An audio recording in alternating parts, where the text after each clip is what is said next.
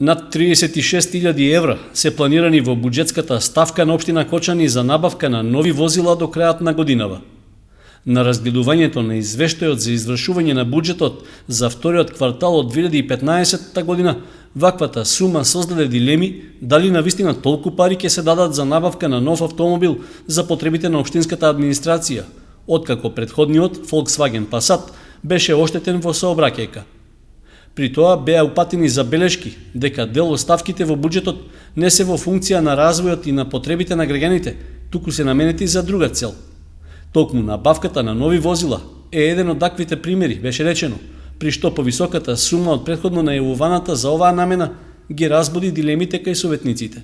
Значи, јас ќе се задржам прво на кварталниот извештај што го има генерално и тоа се однесува на ставката 486, каде што стои купување на возила во износ од 2.230.000 денари.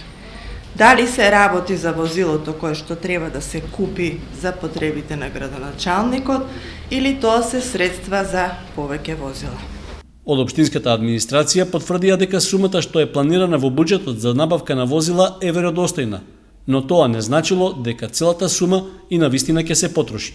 Износот што е планиран во буџетот е само планиран износ, не значи дека толку ќе биде реализацијата. Во постапка за набавка на возило, крајната сума достигна 1.130.000 денари, но поради одредени работи во постапката, целата постапка е вратена на повторна евалуација и износот што е планиран во буџетот, значи не мора да значи дека ќе биде потрошен.